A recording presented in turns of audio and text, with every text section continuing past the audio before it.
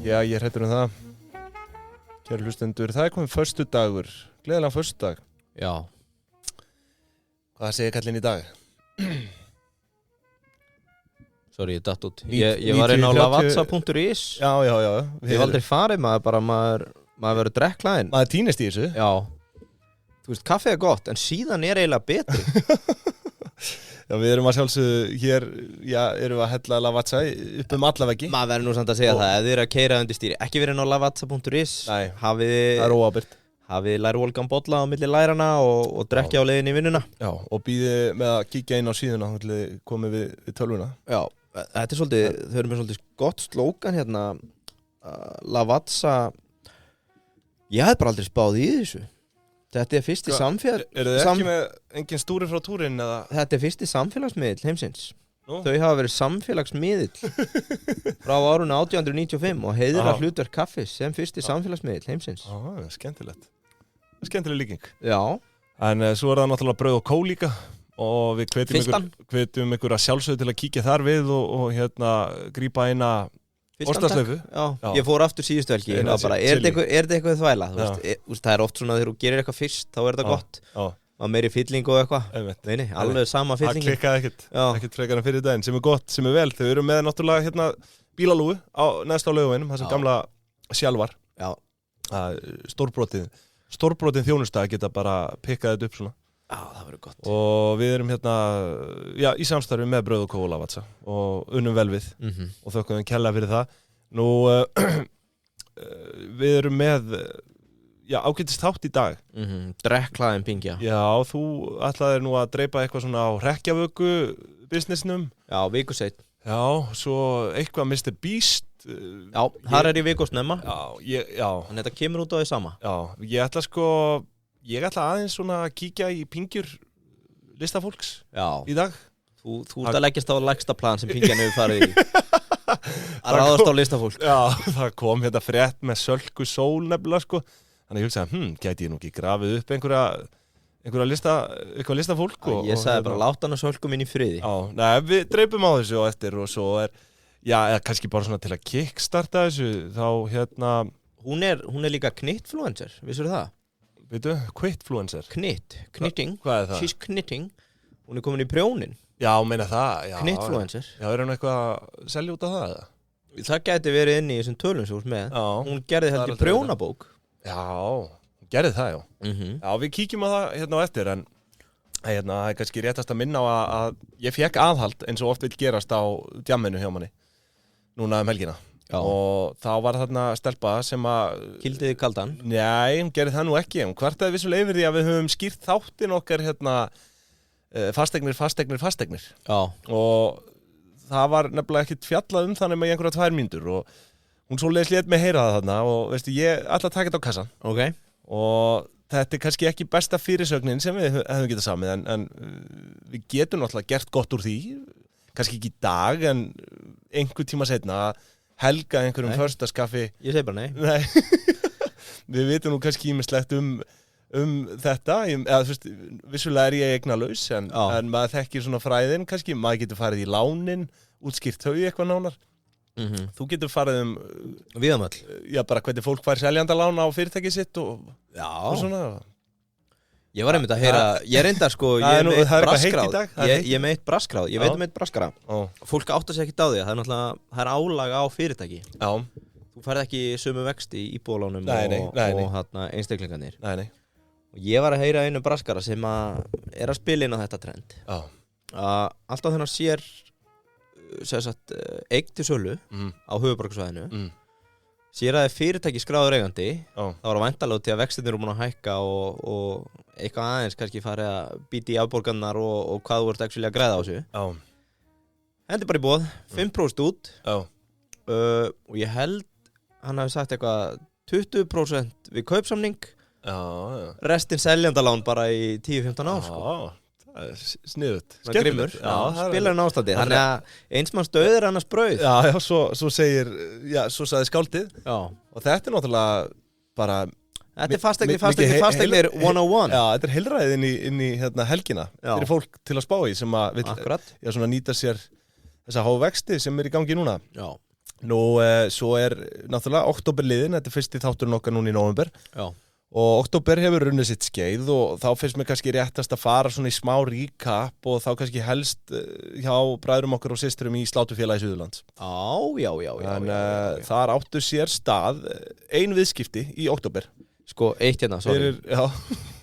Hvað? Vinur, það hlaðvarp í heiminu sem hefur oftast talað SS. Já, ég held að við eigum heimsmet þar. Já. Þetta er svona þemafélagið. Í föstudagsskaffinu. Ég veit ekki hvort þú munir það voru önnur samtök sögulega sem hétu SS. Já, ég kannast við þau eða svona, já. Hvenær var síðast umræða nafnbreytingu á þessu ágæta félagi? Já, það er góð spurning. Ég þekki ekki söguna þarna bak við. Nei, við erum semst að ræða Slátufélagi. Já, við erum að ræða Slátufélag Suðurlands nú. Já. Ekki SS sem þú ert að Stormsveitir. Já, Stormsveitir, nei.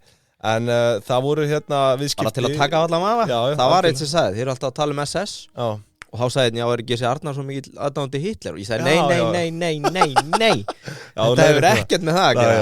Þetta er Slátufélag Suðurlands. Þetta hefur ekkert með aðdáun mín og Hitler að gera. Ekki líta á klukkuna og klippa þetta út. Nei. Ég sá hvert þú varst að horfa.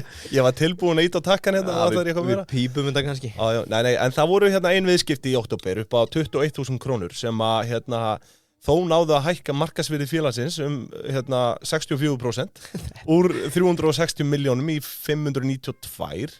Þannig að það er bara eins og þátturinn gat til kynna daginn að bændur gargur hlátri eflaust yfir þessari hækkun. Já, þetta er. Og ég fór svona að kíkja aðeins á dagskrána hjá þeim, fór í fréttayfirlitið, það er ekki mikið fundi en það er allavega tilkynnt næsti fundur á vegum félagsins, það er deildarstjórafundur.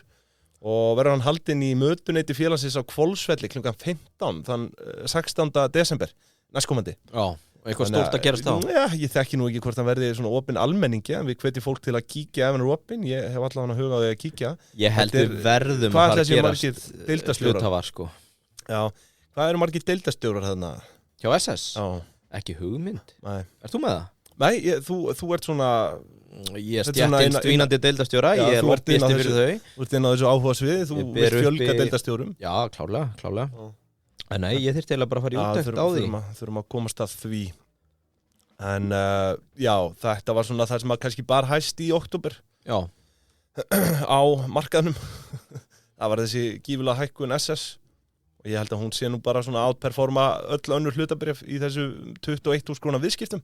Sko, við fyrstu athugun það voru 51 skráðu stjóri inn á heimasíðu SS fyrir starfsfólk. Já, er það ekki bara flott?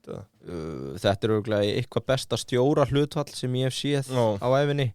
En það má þú taka fram að það eru mjög margir flokkstjórar. Já. Framleiðslustjóri, verkstjóri. Ætli það ekki, sé ekki bara deildarstjórar? Jó, það er einn. Ok, ég skal bara telja þetta. Já. Sorry, áfram. Já, en já, það var, eins og ég segi, þetta var bara svona recapið mitt frá því í október. Já, takk fyrir það. Það eru 10 deildarstjórar. 10, já. Sem er bara fínt. Ég á eftir að taka hlutfallið veldu. Það væri gaman að vita samt hvort það séu opinn fundur. Hérna las ég á degi lesblindunar deildarstjóri 12 leikja deildar. Vissið þú að SS væri komið í 12 leiki? Hvað er þetta að rugla núna? Ja, það stendur deildarstjóri 12 deildar. Já. Jú, ætli það sé ekki. Þau eru að fara í NFTs og ætli það sé ekki eðlilegt eða? Jú. Já. En en annars með, þú veist, eins og við vorum að ræða íbúðamarkaðin, við kannski komum inn á bara fasteignir seinna, en það er náttúrulega grein sem kemur inn í dag hérna, bara íbúðaframboð í örum vexti. Akkurat. Og þetta rennir bara frekar stóðum undir, nú er ég búin að vera mónitor á markaðin dálítið og það er að fjölga eignum bara dag frá degi inn á fasteignavefnum og svo er maður alltaf að heyra meira og meira í kringu sig bara að fólki er ekki að ná að selja. Já. Og þú veist, auðvitað getur alltaf selt, það er bara spurning hversu lágt þú vilt selja. Já. Og menn eru tregir við það að lækka núna. Það er búið að vera mikið góðæri á fasteignamarkaði klárt. Og fólk á rosalega erfitt með að taka þetta skref niður á við, en það er bara spurning hvenar það kemur, hvenar þetta jafnvægi mun bara riðlast. Og þá mun ég. Þú verður klár. Þá verð ég klár. Þú verður klár. Já. En hvernig var þetta aftur? Eiginfjárkrafan var hækkuð. Já, hún 85% skuldahlut, eða 15% eiginfjárkrafa. Þannig að þú veist, það rauninni bara byggjast upp eftirspurn hjá öllu liðinu sem að safna upp í nýju eiginfjárkröfuna. Já, í raun sko. Þannig að það kemur bara þyngra inn þegar það kemur. Já. Það þá ekki bara að fara að hólka sér inn. Núna þetta bara spurning að tímasetja sig á fasteignamarkaði sem náttúrulega á ekki að vera þannig sko. Já. Þannig á það ekki að vera. Já, ef þú vilt græða sem mest, þá viltu auðvitað tímasetja. Já, en ég að segja bara, þú veist, fyrir fyrstu kaupendur, skilurðu, að vera í þessu limbói með að hækka og lækka eiginfjárkröfuna alltaf eitthvað svona, þú veist, þetta bara... En hefur það verið gert oft upp og niður, eða? Nei, en þú veist, það búið að vera alls konar kvaðir á fyrstu kaupendur, skilurðu, eins og með þetta og svo líka, ráðstöfunartekjur og annað, þú veist, færð ekki, Það greiðslumatið, það ekki? Greiðslumat, já. Ég hef aldrei skilið þarna með greiðslumatið. Bíllinn svolítið dýr í greiðslumatinu. Ég heyrði triksið að áður fer ekki ennum greiðslumat. Ertu búin að setja bílinn á einhvern annan? Það væri aðal triksið ekki ennum greiðslumat. Já, það hægt. Þeir áallar bílinn svolítið hátt. Já, nú ert þú náttúrulega eiginlega bara ít undir einhvers konar, myndi maður ekki kalla það markast misnótkun? Já, bara svona svindl. Ég veit það ekki. En eða bara selja bílinn og leigja ykkur bíl, fara í gegnum greiðslumat Já, það alveg hægt sko. Takið í strætó eða labbi í vinnuna. Það ekki tekið með af því, en það vissulega það ekki hægt að flytja neitt lán flytja bíl ef hann á lánum til dæmis og annað. Nú, þú ert búin að skoða þetta? Nei, þetta bara heyrði út undan. Já. En við erum ekki hér til að gefa ráð, við erum komnir hér til að, svona bara greina það sem að gerist í liðinni viku og fylla ykkur á fróðleik líka. Já, var ekkert fleira í gangi eða? Jú, það var nú ýmislegt, en... Ef við ekki bara farið í vöruvikunar? Jú, förum í vöruvikunar, hún í boði hvers í dag? Gorilla. Já. Gorilla. Og þetta sagan af Halloween, kannski ég ofseitt, viku ofseitt. En þetta var náttúrulega núna 31. Já, bara á sunnudaginn síðasta. Já, nei, mánudaginn. Aðal Halloweeni var á mánudaginn. Já, var það? Já. Já, það var allan að þá sem að sprellið stóð í Laugardalnum. Já, það sem sprellið stóð sem hæst. Já, það sem að fólk var búið að sitja út í glugga og skreita húsin og... Já, emitt. Og partíin voru náttúrulega síðustu helgi. Varst þú ekki í einhvern búning, eða? Nei, ég var ekki. Ég var Danny Zuko úr Grís síðast. Þú varst ekki í SS búningnum þínum? Nei, en ég hefði nú kannski átt að vera í einhverjum búningi í ár. Ætli ég hefði ekki valið eitthvað SS Þema? Já. Sláturfélag Suðurlands þema. Já, akkurat. Ég sá einmitt það verið að deila myndbandi af bara ungum dreng sem verið að cancela. Það verið að slaufa honum allar rækilega. Hann var á nasistabúning í New York sem náttúrulega ekki lagi. Já, ok. En... Var hann, já. Nei, við tökum það fram að þú varst deildarstjóri hjá Sláturfélagi Suðurlands á Halloween. Já. Það ekki? Jú, skulum segja það bara. Já, nei. Sko, fyrir það fyrsta, ég var þarna hjá mákunum minni. Ég ætla bara að byrja að segja, ég held að hann kom lengra sem samfélag. Ok. Að vera þarna, þú veist, það búið að skreita hús. Það heiti Grikk eða gott. Það voru þarna... Grikk eða gott. Já, það voru óheflaðir einstaklingar að segja Grikk eða... Já. Eða hvað? Já, Grikk eða, þú veist alveg hvað það er. En sko, þetta gengur út á að skreita... Ekki mín orð, ég sagði þetta ekki. Já. En sko, ég var þarna með guttan að labba og erfitt með þig. Já. Ég bara, ok. Þeir fatta sem fatta. Og sko, það var verið að segja þetta og mér fannst þetta mjög óheflað. En það sem að mér óbeðilega mest var að það voru engin svona vegan options eða sykurlaust nammi í boði fyrir börn. Já, þér oppuð það. Já. Ok. Og við í fjölskyldunum sem vorum í þessu, eins og ég segi, við ákvaðum að taka þetta bara lengra og bjóða upp á sykurlausa optiona. Og ég hef náttúrulega, eins og hefur komið fram, ég er búin að vera að gerja hvítlauk í hunangi. Einmitt, já. Og leyft Ása í Dominos, svona fylgjast með því ferli. Já. Og að koma með, hvað heitir þetta ekki, hvítlauksgeirar? Jú. Ég hef ekki mætt þarna með einhverja 400 hvítlauksgeira sem eru búin að liggja í hunangi og geta sendt myndir á það sem hafa áhuga. Og tók að mér semst að vera bara með skeið að gefa bara hvítlauksgeira í hunangi. En hunang, það ekki vegan? Sko, það ekki sykurlaust. Nei. En ég ekki með líffræðin á hreinu núna. Nei, það held ég hunang flokkast ekki undir vegan því að það vissulega bíflugur sem að framlega. Er það ekki vegan? Nei, ég nefnilega held ekki. Þannig að þú hefur verið að íta undir þarna. Já, kannski, ég þarf að taka þetta á mig. Og lífrænt popcorn, poppa og kókosolíu. og mér fannst þau bara taka vel í þetta. En það sem ég ætlaði að lasta eru pókarnir sem eru í umferð í dag. Því að ég tók eftir því þegar við varum að fara heim kvöldið, það var eiginlega allur hvítlaukurinn bara komin á bílaplanið. Já, hunangar ekki vegan. Nei, ok, ég tek það á mig. Hvítlaukurinn var komin á bílaplanið. Já, og ég kenni það að þessi pókar sé ekki að halda í dag. Hvernig endar þetta bara á bílaplaninu ef að fólki var sátt að fá þetta? Eitthvað í húsinu og annað. Þannig að svona heilt yfir, þá erum við bara með mikið þakklæti. En við viljum beina til fólks að vera með meiri heilsu options í þessu. Já, algjörlega. Og ekki segja grikka. Nei, einmitt. Aðeins Halloween. Já. Ég sá hérna frétta markaðurinn fyrir dekor eða skreytingar og orðin upp á $10 miljardar í Bandaríkjunum. Sem bara þokkalega gott. Ég fór nú svo sem ekki í samanburð á einhverjum öðrum brönsum. $10 miljardar? Já, 10 B, USD. Og bara svona smá sögurskoðun. Það reykja þetta nokkur hratt. En það væntanlega ekki bara í kringum Halloween eða? Jú, ég rauninni bara að tala dekor. Þú veist, ég ekki með búningana, ég að tala bara skreytingar í kringum Halloween. Skreytingarnar, þú veist, hvað heitir þetta? Áttu þá bara við skreytingu á Halloween ekki bara í brúðkaupum eða annað? Nei, ég bara tala oktober, Halloween, þú veist, mánuðurinn oktober og Halloween salan í kringu dekor. Þessi frétt segir að þetta sé orðin 10 B í sölu. Sko, smá sögurskoðun. Halloween eða hrekkjavika varð víst fyrst þeng árið 1900 þegar þetta gekk út frá þessum degi hinna dauðu og þá samkvæmt þessu, þá var fullorðið fólk að halda partí í kringum hennan viðburð. 30 ára seinna, upp úr 1930, þá fer áherslan einhvern veginn að beinast að börnum og framleiðendur svona fara að einblína meira á fjölskylduvænar afurðir til sölu. Fyrsta varan sem örugglega einhvern veginn slæðir í gegn þarna Goddamn Pumpkin. Djöfull hefur þetta verið creepy árið 1930. Pumpkin, hvað það aftur? Bara grasker. Grasker með kertum og skera þau út, þú veist, það svona originalinn. En í dag þetta verða ein svona meginstöðin í haustsölu verslana í Bandaríkjunum og talin tengja á milli sumarsölu og jólasölu. Október sölu að sé hefur alltaf verið frekar dauður mánuður. Jólasalan að pikka upp í nóvember des og það bara mjög lítið seft okt. Heyrðu? Já, var það? Já, þetta núna eiginlega bara í veldisvexti með að við fjölda vara sem að detta inn. Home Depot, tekið dæmi, og með 861 skráð Halloween í ár, 418 í fyrra. Ekki mikið. Geitin í leiknum, Walmart, 3300 mismöndi Þeir eru komnir langfremst í... Þú kannski útskýrir fyrir hlustendum sem að hafa ekki verið að hlusta á okkur. Já, það bara vörum, eða svona...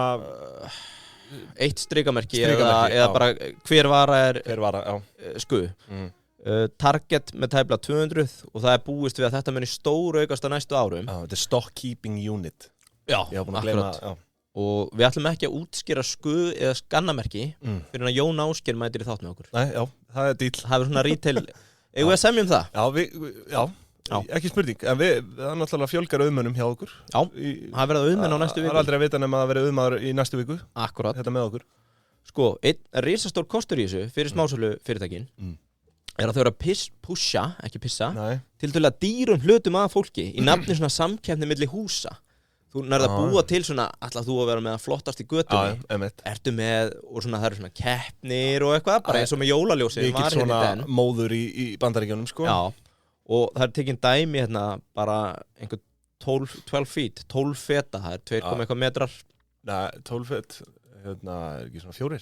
Jú, 4, það rétt. Tæpir. Já, hvað ég? Ég var alltaf... 6 fet eru 1,83. Já, mér minnir að ég sé 5 feet 10. Já. Ég var alltaf, ég held að ég sé það. Já. Sem þá bara dvergsamlega lítill. En hættulega stór. Beinagrindur, ljós, múmjur. Já. Beinagrindur, ljós, múmjur og svona dæmi á 40-50 skall. Þannig að það mikið í því fyrir þá að selja þetta drasl.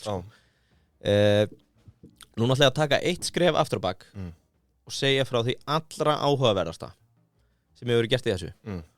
Og þetta raunin bara ráð til frumkvöld sem að hlusta á þennan þátt að taka þessu hugmynd og láta hana verða veruleika á næsta ári. Spólum núna tilbaka til ásins 1980.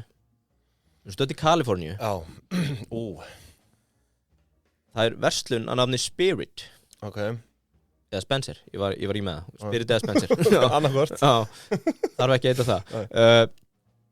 Október, eins og hefur framkomið, lélugu mánuður í sölu og það eru þarna nokkrar verslanir á sömu götu. Ein þeirra pjúra kvennafataverslun. og eigandi segir einfallega, heyrðu, ég er ekki að fara að móka út neinum kvennafatnaði hérna. Ég vil taka 1/3 af búðinni og selja Halloween-vörur. Já. Mókast út. Já. Hann eykur veltu, trafík, svínvirkar. Næsta ár ákveður hann að vera með heila búð bara í október undir Halloween. Ok. Svínvirkar. Já. Expansionplanið. Hann fer í það að opna 60 svona búðir á næstu 20 árum öll Bandaríkin. En veistu hvað lykillinn er? Hún er bara opin í október. Það sem hann gerir, hann semur leigusala sem eru með vacant room, sem er bara óleigð rými.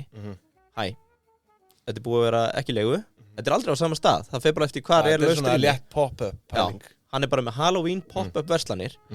Það fylgir ég hérna að upp úr 2099 þegar hann selur, þá eru þetta orðnar 60 verslanir. Viltu giska á í dag, 20 ára setna? Hann selur þetta fyrirtæki á markaði sem að tekur konseptið og gera ennþá stærra. En er hann að ná leigusamning bara einu sinni á ári? Þú veist, 1 mánuð á ári? Þetta er bara operation, 2 mánuð á ári. Já, það, já. Og hann er bara, þarf alltaf að vera með vissum að hann sé með rými í sennilegast miðjan september og okt. Þá bara fyllir hann rýmið að Halloween-drasli. Og er þetta bara búningar og skreitingar? Já, þetta er allt. Og veistu hvað hann er með margar í ár? Já, þetta var ekki að segja hann að við selt eitthvað annað upp á 2000? Já, sko, stofnandinn sem átti þessa kvennafataverslun, sem var síðan bara Halloween-verslun einu svona ári, fer upp í 60 svona pop-up-verslanir á tæplega 15 eða 20 árum. Í dag, ég ætla bara að skúpa því, 1400 verslanir. Ég ætla að segja 300. Já, en svo var hérna fylgdi í sko 2005, þá var hann að velta 3 miljónum bandaríkjadollara. Þetta operation, 2 mánuði ári. 2010, 5 og 2020, 10 og þetta er svona allt. Svo skölun bara á samt 2 árum þarna. Já, þetta er, jú, hvað segir ekki, 2018, 3? Nei, 2005. Já, 2005, já. 2010, 5 og 2020, 10. Já, samt, þú veist, já. Þú veist, það mega nú alveg einhverju fact-checkerar. Ég talaði um 10 miljardar dekormarkað sem var önnur frétt hvernig Walmart, Home Depot, Target og fleiri að tappina á þetta. Svo er þetta önnur söguskoðun þetta fyrirtæki og þeirra veltu. En það getur hver sem gert þetta, ef maður byrjar í dag að hugsa heyrðu, ég þarf bara að tala við reyti, fá eitthvað ólegt rými hjá þeim, seft okt á næsta ári, fæ ég að hendi upp hérna Halloween-verslun í 1 mánuð, selja fyrir, hvað heldur þú? Við erum bara að gefa viðskiptar á þetta. Já, ég veit það. Þú ert alltaf, ekki ráðgjöf, við erum ekki sérfræðingar. Við erum ekki sérfræðingar og þetta er ráðgjöf. Það er einhver að fara að græða peninga á þessu. Já, þú veist samt, sko, Halloween er ennþá on a rise hérna á Íslandi, sko. Já, þetta er vaxandi markaður. Þetta er alltaf að vera stærra og stærra, þannig að það væri hægt. En eru leigusamningar á Íslandi? Er einhver dæmi að það sé gert bara til 2 mánaða, skilur? Ég þekki ekki. Það sé algeft, held ég, sko. Já, ég veit eins og með þessa stóru staði í stappi við á áður að ef það eru rými sem er á svona deilisskipulagsreitum að verði breytt á x árum, þá færðu skemmri leigusamninga. Eitt dæmi, atvinnuhúsnæði fyrir skrifstofur, það á að breyta því í hótel á næstu 5 árum. Gerum ekki lengri leigusamninga en 6-12 mánuði og því að þeir eru alltaf að endurskoða á þessu fresti. Þannig að ég held að það sé alveg sama hægt. Svo ert ekki líka bara að díla við þessa stóru. Ég meina, hvað heitar stóru? Eik, Regin, Reitir. Reitir, já. Það eru fleiri litlir sem eru kannski bara með laust rými og... Já, klálega. Já, og algjörlega. En svo er spurning bara, það væri athyglisvert að vita eins og partibúðin og hókus pókus, hvað svona hlutdeildin væri. Veltu. Já, þeir eiga hann að marka í dag. Já. Ég spáði að næsta ári þá verði einhverja stóru smávöruverslunum komið með þarna meira skrauti til þess að púsa út og til að fleiri hverfi munu byrja að vera með Halloween og það mun einhver braskari í samráði við Pingjuna leigja rými í 2 mánuði. Látið okkur vita. Selja fyrir svona 20 milljónir þessi 2 mánuði. Gisk. Þetta var í boði Gorilla? Gorilla vöruhús og þeir eru svolítið svona hjartað í þessu. Ef þú nærð hjarta Gorillunar þá áttu frumskóin. Og það er það sem við verðum að segja. Það er hárrétt. Þess fyrir utan, þú getur geymt lagerinn hjá Gorilla allt árið á eitthvað slik, svo mókar hún út þannig kringum Halloween. Já, það auðvitað. Auðvitað er það eina vitið. Þannig að þetta er í samstarfi við Pingjuna, Gorilla og þig kæri hlustandi sem hefur áhuga á þessu. En við þökkum Gorilla sjálfsögðu kærlega fyrir eina vitið að úthýsa lagarnum. Klálega. Og bara liquidata húsnæðinu, úthýsa öllu á Gorilla. En sko svo var ég aðeins að skoða þetta Business Insider bara í magindum mínum þegar ég sé að það eru fyrirhugaðar uppsagnir hjá Twitter upp á 50% starfsfólks. 50%? Já, það er talað 3700 manns verið sagt upp núna. Já. Og það er náttúrulega mörg hundru manns búin að segja upp eftir að Elon Musk tilkynnti kaupin. Já, ok. Þannig að það voru 8200 eftir, sem sagt, eftir þessa hóp uppsögn í júní, sko, eða þú veist, það voru margir bara sem sögðu upp af einn frumkvæði. Það hefur náttúrulega verið, já, fyrir það, en svo eru 7500 manns núna og það er talað að það segja upp 3700 sem eru helmingur starfsfólks núna. Og þetta er, sko, hann er að koma inn með nýjar áherslur. Hann er búinn að tala þetta $8 áskriftagjald. Já, til að vera með the blue badge. Til að vera með badgeið. Já. Sömuleiðis er svona work ethicið hans, þú veist, ádóldið að vera svona gegnum gangandi þarna. Hann segir, þú veist, að starfsmenn þurfi að vera bara vakandi literally 24/7, sko. Þú veist, og þetta er bara... Við höfum náttúrulega coverað hann áður. Það er martröð framundan fyrir starfsfólk Twitter, sko. Fyrir hinn almenna launþega hjá Twitter. Já, ég sá líka eitt að þeir hafa verið með mjög milda svona... Hvað heitir þetta? Vinna heiman policy. Já. Og hann er bara búinn að afnema það, hann vill bara fólk mæti. Já, og fólk það kemur some people are sleeping at the office to keep up with the workload. Já, og við tókum nú múskaran fyrir. Já, hann er tíður hann gerði þetta á sínum tíma hjá Tesla. Já. Þegar hann var að reyna að sína fram á að þeir væri að koma einhverjum bíl. Einmitt. Að það væri allir að vinna svo hart að sér að hann svaf á skrifstofunni. Já. Sko, það er eitt að eigandinn sofa á skrifstofunni. Já. En svo er það annað að krefja starfsfólki sitt. Já, akkurat. Hérna almennu launþega að sofa á skrifstofunni, sko. Já. En það er samt búið að setja upp 12 klukkutíma vaktir. Sem sagt bara around the globe. Þú veist, það er bara Twitter, allstaðar þar sem þau eru með útibú. Já. Það er bara búið að skikka fólk, þú ert á 12 tíma vakt. Ekki 8 tíma eða hvernig. Þetta er stórmerkilegt. Það er spurning hvernig það nær inn í bara, þú veist, eins og inn í Evrópu, það sem að almennt er orðið bara svona réttur þinn að vinna ekki meira en 8 tíma, sko. Já, með Solveig Önnu og Kó. Já, eða bara í Evrópu, skilur. Já. Almennt. Já, heitir hún ekki Solveig Hanna í Evrópu? Jú. Eitthvað rebrand. Ef það er þitt. Já, ég var líka með eitt hérna, ég var búinn að lesa að sko á degi 1, þannig tekur yfir hvenær er það? Það er síðasta föstudag. Það náttúrulega var ekki síðustu viku einhvern tímann. Það sem hann labbar inn með vaskinn. Já, let that sink in. Hann bað alla forritara í fyrirtækinu að prenta út sem sagt allan forritunarkóða sem þau voru búin að skrifa. Man ekki hvað stóði yfir langt tímabil. Út af því að það átti að vera bara for review. Þeir áttu bara að geta fært rauk fyrir hvað þeir væri búin að vera að gera. Og menn farnir að stað að prenta á allan fjandan og þú veist bara hver í anskotanum, hver er tilgangur með þessu. Og þá einhvern veginn áttan sjá eða þeir sem voru í þessu, heyrðu, þetta er alltaf, verið bara tilbúin til að svara fyrir það sem þið eru búin að gera ef við tökum ykkur á fjarfund. Og menn heyrðu, hérna eru 300 blaðsíður af kóða sem ég prentaði fyrir. Shit. Þetta er alveg svona gethótt ákvarðanir sem að stjórna. Já, geta svara fyrir það bara. Það er alveg, vissulega, og það er þú veist, það var farið í svona úttekt á starfsfólki og eitthvað. Jari. Hann er bara bókstaflega hann er að strauja þetta. Eitt leiðilegt fyrir góða fólki á Twitter. Hann á þetta, hann má þetta. Það er bara þannig, það er bara lög og reglur segja til það. En við getum náttúrulega gert eitt, við getum boðið góða fólkið að kíkja til okkur á LinkedIn, það er besta fólkið. Við erum hluta besta fólkinu á LinkedIn. Kíkja okkur á LinkedIn hérna. Góða fólkið er á Twitter, betra fólkið er á Facebook, besta fólkið er á LinkedIn. Sammála því, í guðana bænum, kíkið á LinkedIn. Herðu, hefur ekki að fara að binda enda á þess að þvælu? Jú, já, Mr. Beast. Já, ég er með eitt hérna líka. Ég ætla að hafa það í búið Landsbankans. Og þar eru náttúrulega aukakrónurnar. Kassbakkkerfið okkar. Og sko, ég vil stutt í jólagjöfuna maður. Já, það fyrir að styttast í hana. En sko, þetta er það sem að við erum í rauninni það sem sprettur. Ég ætla að fara yfir svona eitthvað listafólk. Tekjur, eignarhaldsfélag, bara svona, þetta eru oft skilgreind félög sem að sjá sviðslistir og viðburði og annað. Og það kom þetta frétt Sölku Sól, hún hagnast 7 milljónir. Hún knittingpreneur. Já, og þar eru þess að tekjur 16,3 milljónir og hafa aldrei verið meiri.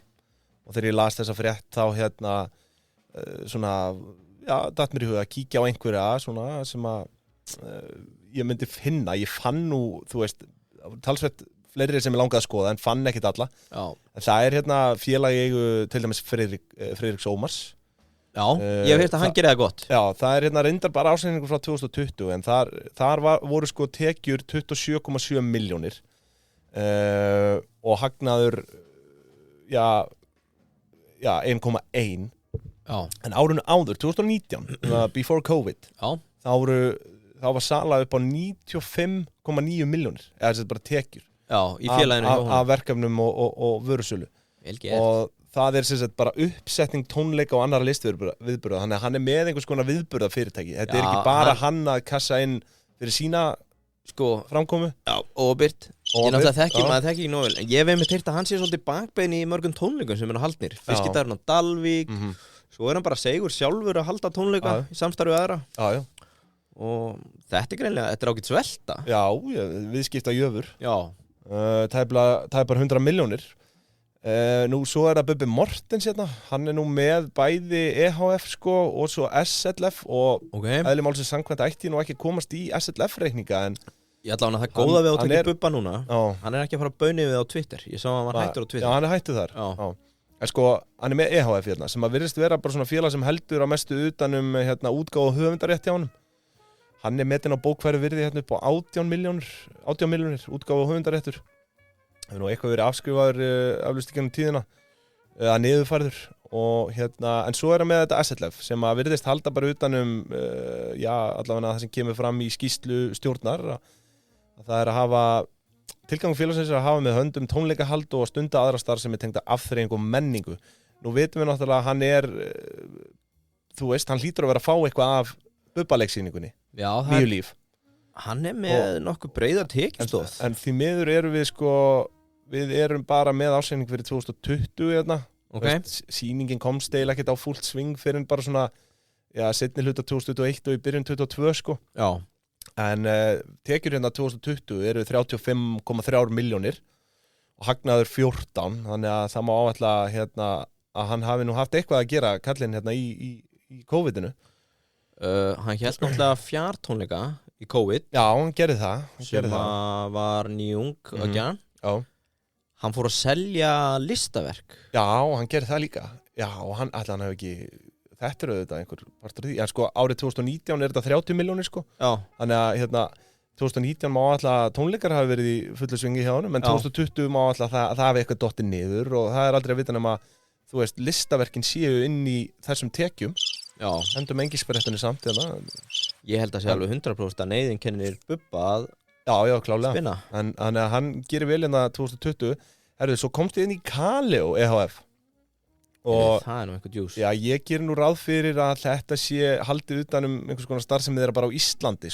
þeir eru hljóta að vera með erlent félag í kringum sitt þeir að velta 39,2 milljónum félagið í jafnri eigu þeirra allra meðlimanna þeir reyndar að tapa 7,5 á árinu það ekstra gjöldin EBITDA í rauninni neikvæð en þetta svona leiðilegur ársendingur framsendingin á honum, þetta hnappurinn leiðilega RSK-form komist í rauninni ekki í djúsin en með sýnist þau töpuðu 37 milljónum í fyrra en eins og ég segi ég efast stórlega að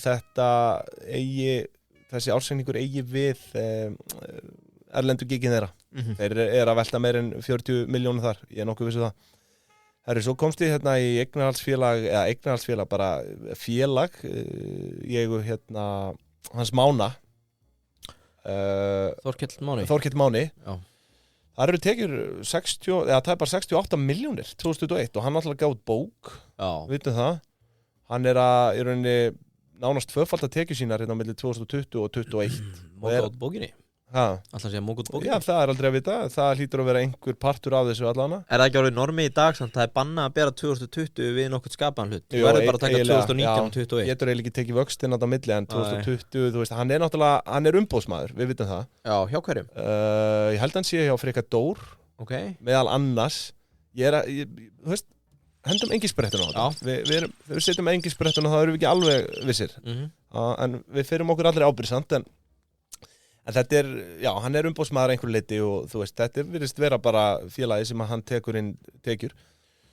Nú, látum okkur nú sjá, svo ég með Birgittu Haugdal hún með EHF og þar eru tekjur á árinu 2021 14,3 milljónir. Hún náttúrulega rithöfundur líka, hefur eitthvað væntanlega verið að spila og annað.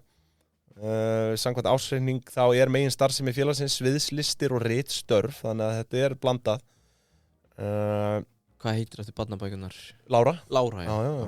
Bara sjáta á Láru, endilega kaupa þetta fyrir börnin ykkar. Lára Klára. En hagnaðar ársins hjá henni voru 7,3 milljónir, þannig að eitthvað hefur hann haft upp úr þessu. Og svo ég eiginlega bara svona upptalinn. Það voru svona nokkur í viðbót, en ég ætla ekki að taka frá þig meiri tíma. Þú varst með einhverja stórkostlega frétt Mr. Beast. Já, þú ert í rauninni búin að hita svolítið upp. Já, þessi upptalning var náttúrulega í boði Landsbankans. Akkurat. Og varavikunar þar varavikunar, eða dílvikunar. Þetta fönn, þvottahús og efnalög, fatarhreinsun. Og það 10% endurgreiðsla. Heyrðu, það náttúrulega líka sæmilegu kostnaður. 10%, þannig ef þú ferð með föt í hreinsun til þeirra fyrir 1.000.000 krónur, þá farðu 100.000 tilbaka. Já. Hérna ég með eitt svona...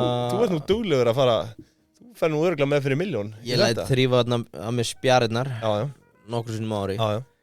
En þetta líka... Þetta alveg galinn díl. Þetta örugglega ég ætla núna að koma með ef ég ætti hótel. Já. Þá væri ég með auka krónukort. Það örugglega bara tengt á einstaklinga, eða ekki? Jú. Já, ok. Ég ætla ekki að segja þetta. Þetta örugglega bara borderline ólöglegt, það sem þetta í hug. Já, ok. En mælum með að fara í för. Já, klálega. Þetta Kaspa-kerfið, þar sem þú farið alltaf endurgreitt og þetta eitthvað sem þú getur nota bara í jólagjafirnar. Já. Ef þú notar þetta allt árið, þá ég að lofa ykkur því jólagjafirnar verða leikurinn. Já. Klart. En við þökkum Landsbankanum að sjálfsögðu kærlega fyrir. Fríðindakerfi. En, Yngvi, Mr. Beast. Sko, þú tókst svona creator economy uppbytun. Já. En þú varst ekkert bara að tala tónlistafólk. Nei, þetta var listafólk. Já. Svona upp til hópa. En það aldrei að vita að mér komið með part 2 einhvern tíma seinna. Þau eru með nokkra tekjustóðir, en eiga það öll sameiginlegt að hafa byggt upp svona vettvang. Já. Og monetize hann. Já. Mr. Beast, sem við höfum farið yfir áður. Já, sá hefur náð að monetisa. Já, kom inn á hann held í fyrsta föstaskafinu okkar. Já. Þetta stærsti YouTube áhrifavaldurinn í dag. Já. Þó ekki með stærsta channelið á YouTube. Nú, hver það? PewDiePie ennþá stærri. Með hvað marga? Fyrir þá sem þekkja hann. Ég held að það muni 5 milljónum. Ég held að Mr. Beast sé með 107. Já, en PewDiePie hafi verið 111 síðastir í tjekka. Já, svo á hann 4 önnur channel sem eru öll yfir 10. Já, einmitt. Og hann náttúrulega gerði eitthvað sniðuasta sem ég heyrt Hann bjóð til spænst channel sem svona... Ertu að fara að segja það? Já, ok, segðu það. Okay. Ég ætla ekki að steal your thunder þetta. Stærsti YouTube áhrifavaldurinn og hann að sækja $150 million í veldi sitt. 10%, sem hann að verðmeta sig og sitt veldi og $1,5 miljard. Þú varst með sögum að... Það skýtur skökku við með það sem hann sagði að hann myndi íhuga sölu við 10 til 15 miljard dollara boð. Út af því að honum var boðið sala á öllu veldinu fyrir 1 miljard bandaríkjadollara, 1 og hann hafnaði og sagði það þyrfti svona 10 til 15 miljard. Já, núna hann að taka inn 10% á verðmatinu 1,5. Þannig að það kannski leiðin að 10. Já, einmitt. Alltaf komin á aðalchannel hans með 107 milljónir fylgjenda, hann á 4 önnur channel sem öll með yfir 10 gaming channel, Mr. Beast Reacts sem held ég bara eitthvað svona Já, bara hann að reacta á myndum þetta stór markaður YouTube í dag sko. Akkurat businesslega séð, við vorum alltaf búin að covera Mr. Beast Burger, drauga eldhúsi hans það komið yfir 1000 afhendingarstaði í 3 löndum Bandaríkin, Kanada og Bretlandi og þetta við höfum rætt áður, við tókum svo sem aldrei konceptið, keyrir á því sem heitir draugaeldús hann bara með sölusíðu á netinu og það gengur út á það kann ekki svipað á með Halloween að þú ert að ná að leigja stóreldús af veitingastöðum sem eru kannski ekki í operation á kvöldin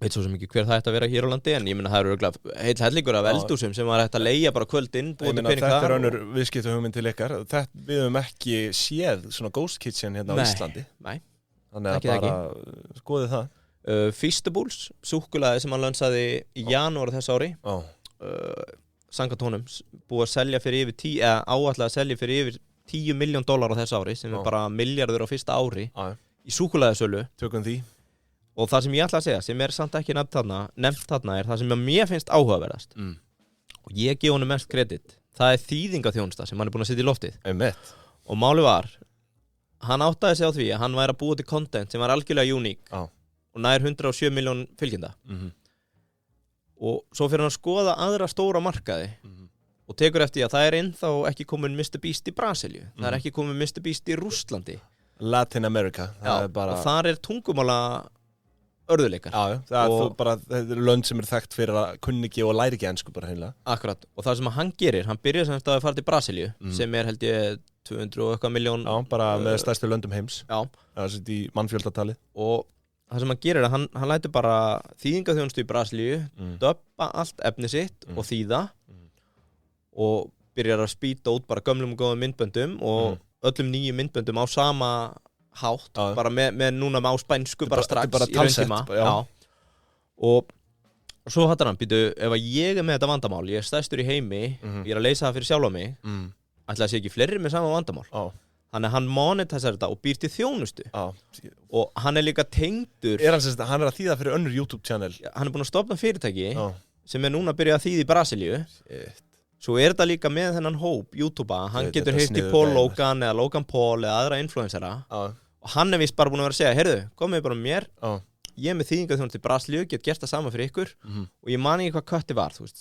annarkvort þetta bara fast gjald eða hann tekur 10% af ad-revenue í þeim löndum, þannig að hann segir ég að opna fyrir ykkur nýja markaði, við sjáum þýðinguna og við tökum bara tekjusplit þetta brilliant þetta business, þetta er business mind ég vissi bara að hann var að þýði verið á spænsku en náttúrulega Brasíliaðar portugalska en þú veist svo er spurning hvort þau skilji hann komið með þetta í fleiri lönd sko en þú veist hvenær ætlar hann að taka Asíu bara þú veist örugglega bara mættur sko þú veist ef þú átt enskumælandi þjóðir og spænskumælandi þjóðir þá áttu bara orðið 70% af heiminum sko já getur verið þú veist það er kannski að ofmat en þú veist bara þá er ég að tala þjóðir sem 50%, segjum 50%. Ég er að tala þjóðir sem skilja ensku og spænsku 49%. Okay, 49%. 43,2 Ekki betur. En þetta að mínum mati mesta snillinga á hans að geta séð það, heyrðu, þetta nýtist mér ég ætla að búa til þjónustu sem nýtast öðrum taka kött. Þetta svakalegt sko. Hvernig komstu inn? Hvernig kemst pingjubandalagið? Við þurfum að finna einhverja leið inn á þennan markað Heyrðu. En þetta stórmerkilegt Tæmdir. Ég held að við séum þá bara eiginlega tæmdir í dag en þetta var value þáttur. Ég held það. Hér var mikið af value rætt. Þetta er fyrsti þáttur en það sem við erum bara hérna ekki ráðgjöf, við erum ekki sérfræðingar. Við erum fucking sérfræðingar og þetta er ráðgjöf.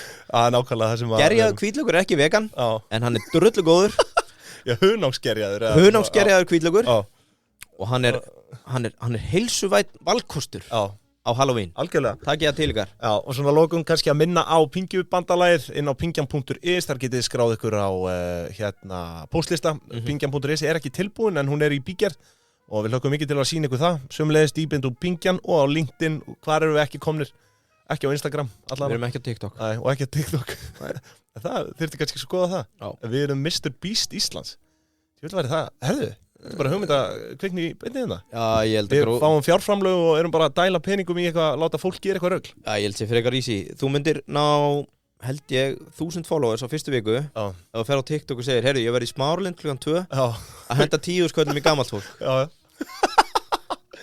Þannig byrjaði hann. Já, þú veist, hluti af stærsta growth lípin hans var þegar hann var bara að gefa fólki peninga og fólk elska að fylgjast með. Þú veist hvernig hann náði samt, það er til myndband á hann, það sem hann er bara svona við það að gefast upp, hann er að fara að hætta á YouTube, hann var búin að reyna í 3-4 ár, var samt bara með eitthvað 700 subscribers eða eitthvað, samt búin að vera allan að tíma að reyna. Herri, svo fer helvitið og telur upp í 100.000. Já, ég var búin að og það er bara live, og hann er bara 362,751. Og það telur upp í 100.000 og gerir það á einhverjum 40 klukkustundum og nær þannig bara athygli heimsins sko. Rétt Rétt. Þannig að stundum eru þínar gölnustu hugmyndir, þínar bestu ákvarðanir. Það nú bara þannig. Herru, þá segjum við þetta gott dag, kæru hlustundur. Guðjóna Benn, takk í kvittun og verið sæl.